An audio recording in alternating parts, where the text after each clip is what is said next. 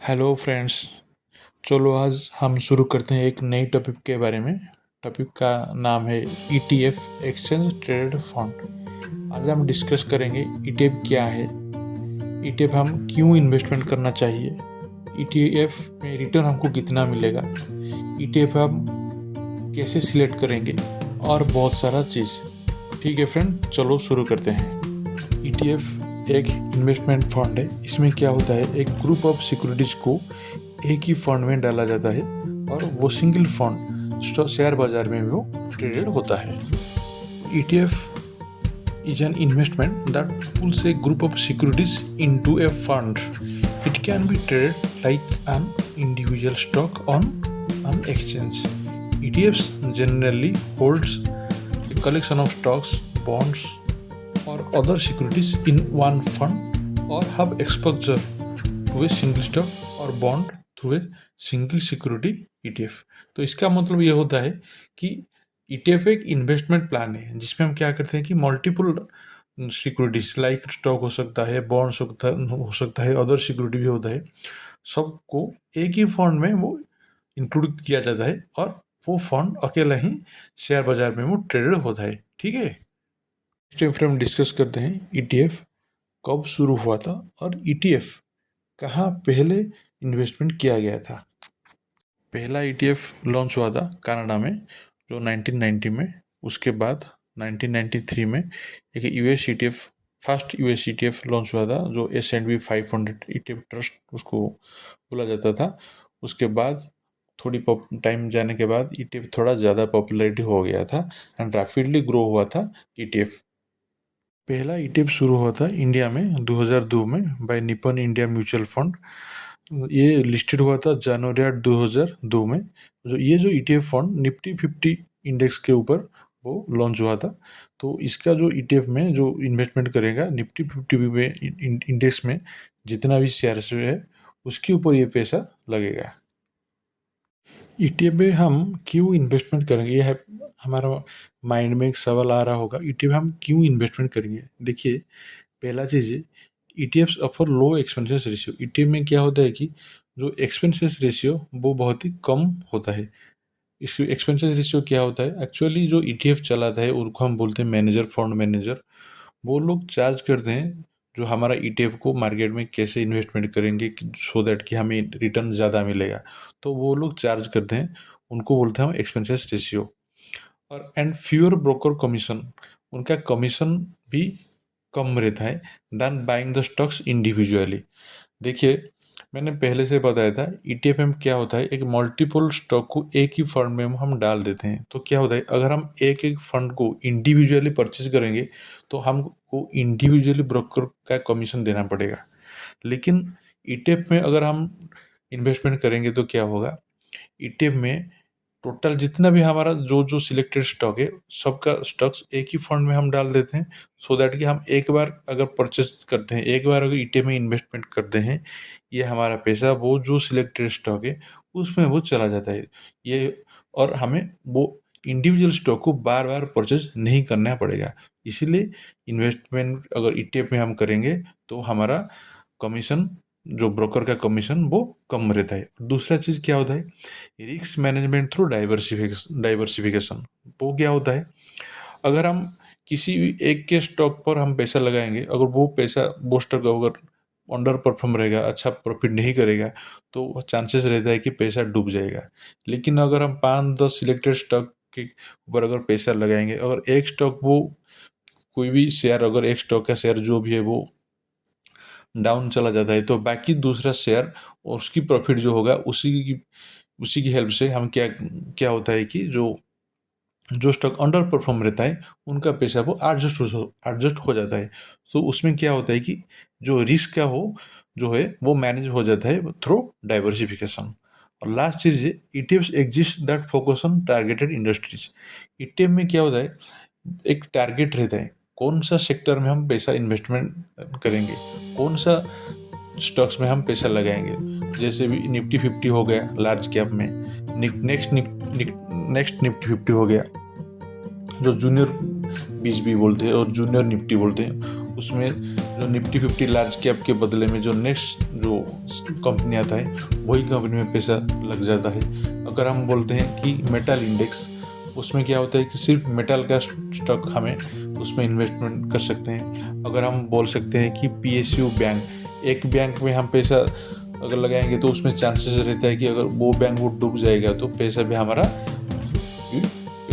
डूब सकता है। अगर हम मल्टीपल बैंक में लगाएंगे पैसा, जैसे PSU बैंक, हमारा जो भी गवर्नमेंट बैंक है, स्टेट बैंक है, कनाडा बैंक है, इंडियन बैंक है, जितना भी गवर्नमेंट बैंक है उसके ऊपर अगर हम पैसा लगाएंगे तो हमें क्या करना पड़ेगा, हमें एक PSU स्टॉक का ETF हमें परचेज करना पड़ेगा। तो ETF में क्या होता है कि हमारा जो भी फोकस रहता है वो एक टारगेटेड इंडस्ट्री के ऊपर हम उसके ऊपर फोकस हम करते हैं।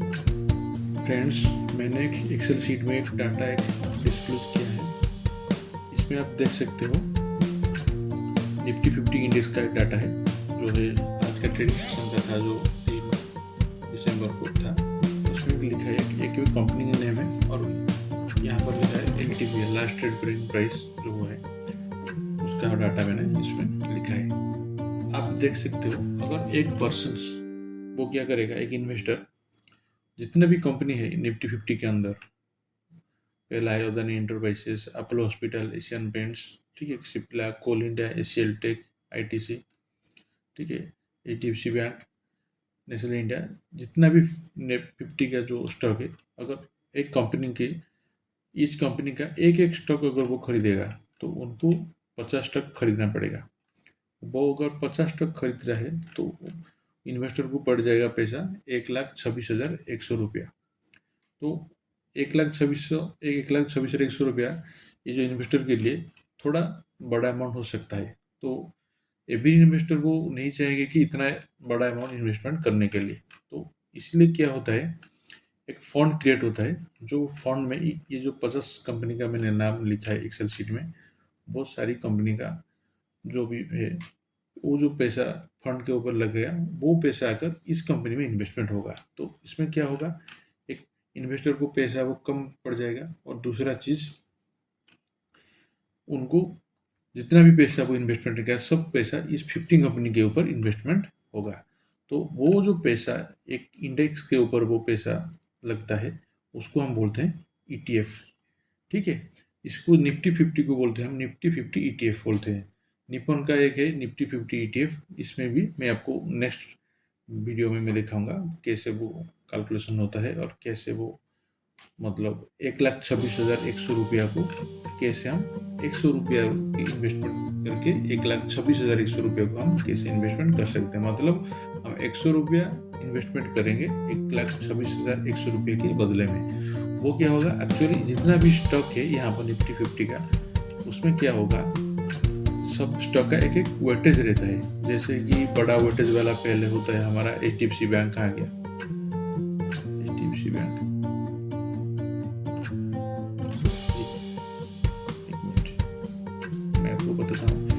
HDFC बैंक उसका वेटेज बहुत ज़्यादा है।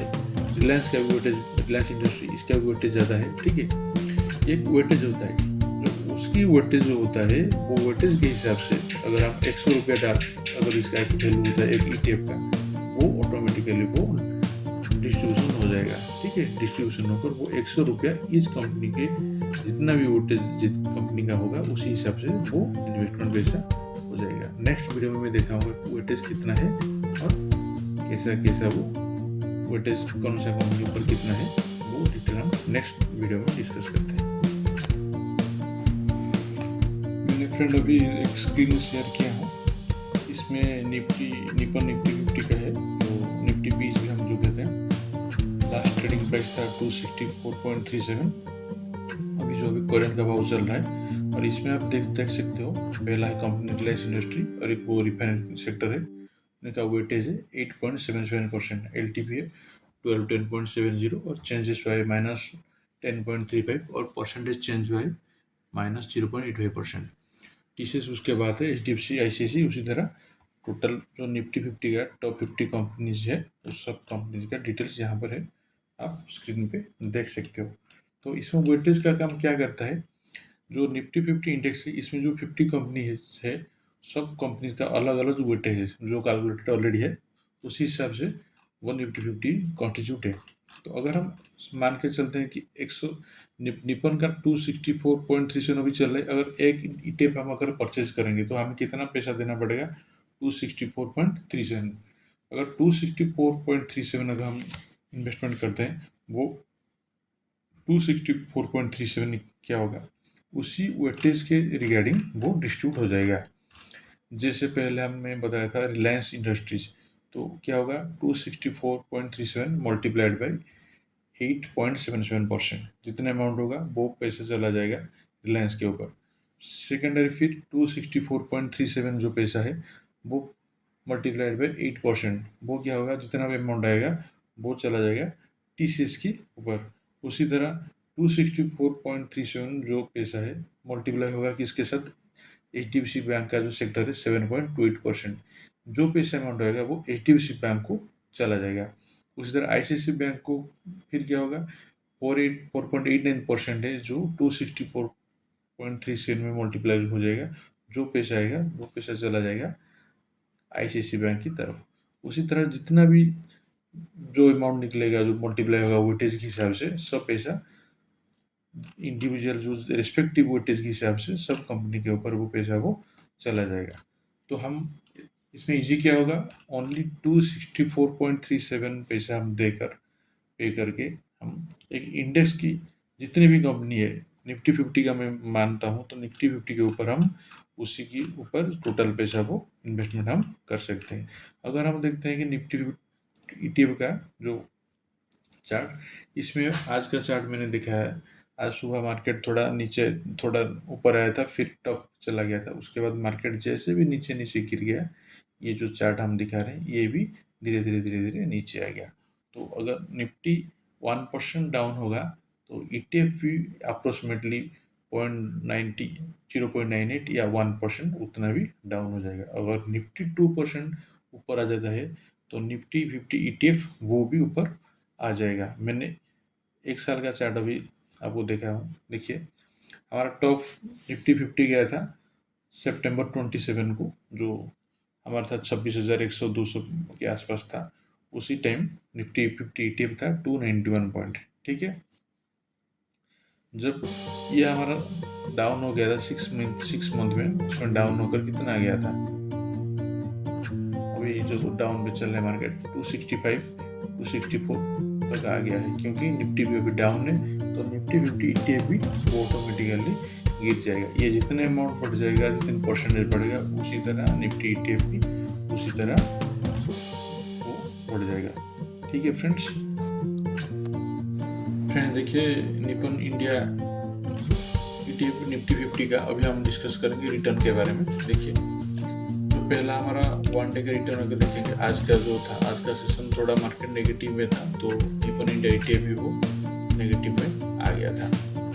और 1 वीक का चार्ट देखते हैं तो उसी तरह NS जो निफ्टी 50 का चार्ट जैसा ही रहता है, सिमिलरली निफ्टी 50 या तो निपन इंडिया निफ्टी 50 20 का भी चार्ट सिमिलर रहता है। अगर एक साल का हम रिटर्न देखते हैं, एक साल में हमें मिला है 23.89% रिटर्न, ठीक है।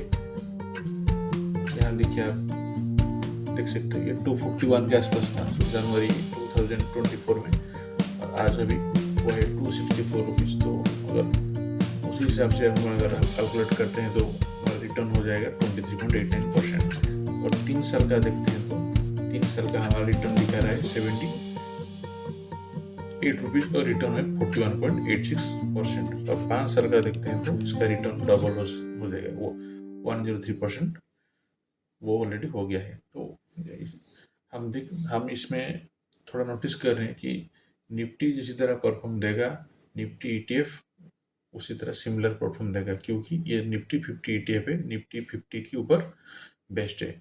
अगर हम उसी तरह स्मॉल कैप कंपनी के बारे में देखें तो स्मॉल कैप का भी ETF उसी सिमिलर परफॉर्म करेगा, मिड कैप का भी जो इंडेक्स है जो भी इस तरह वो परफॉर्म करेगा, उसका ETF भी सिमिलर परफॉर्म करेगा। तो जितने टाइप का इंडेक्स रहता है, इंडेक्सेस रहता है, और स्टॉक्स का भी कुछ अभी ETF आ रहे हैं जो डीमैट अकाउंट में जिसका है, वो अगर सर्च मारेंगे ETF तो वहाँ पे आप डिस्क्लोज कर देगा। नेक्स्ट हम देखेंगे उसका दिखे फंड्स रिटर्न कितना वो दिखा रहे, 1 ईयर का कितना, 3 ईयर कितना, 5 ईयर कितना, डिटेल यहाँ पे सब कुछ दिखा रहा है। अभी डिस्कस करेंगे कि ETF चूज करने के लिए क्या क्या चीज़ को हम कंसिडर करना पड़ेगा। पहला चीज़ है AUM। AUM मतलब क्या होता है कि जो मार्केट वैल्यू जितना रहता है जो हमारा ETF का वो हमें दिखाएगा। इतने यहाँ पर दिख रहा है कि 34,093 करोड़, मतलब जो इन्वेस्टेड अमाउंट है अभी 34,000 करोड़ का अभी इन्वेस्टमेंट है। 34,093 जितना बड़ा अमाउंट होगा फंड का साइज उतना बड़ा होगा, ज़्यादा लोग पैसा उसमें इन्वेस्टमेंट कर रहे होंगे। अगर जितना अमाउंट छोटा हो जाएगा, मान लो 5 करोड़ 10 करोड़ 100 करोड़, उसी तरह का फंड थोड़ा दूर रहे, क्योंकि जितना छोटा अमाउंट रिस्की वो रहता है, क्योंकि कभी भी वो जो फंड मैनेजर है ठीक से वो फंड को यूटिलाइज नहीं करता है, तो डाउन चांसेस रहता है कि वो हमारा पैसा डूबने के लिए। ठीक है, उसके बाद आप देख सकते हो ये कितने पुराना है, 2001 का है। ठीक है, और एक चीज हम देखेंगे एक्सपेंसेस रेशियो। जितना एक्सपेंसेस रेशियो कम होगा, ठीक है, उतना हमें कॉस्ट जो हमारे कॉस्ट ऑफ चार्जेस वो उतना कम हो जाएगा। तो एक्सपेंसेस रेशियो जितना कम होगा उसलिए इतना हमें फायदा होगा। तो देख आप थोड़ा नोटिस कीजिए कि एक्सपेंसेस रेशियो ये जो है ये वो कम होना चाहिए।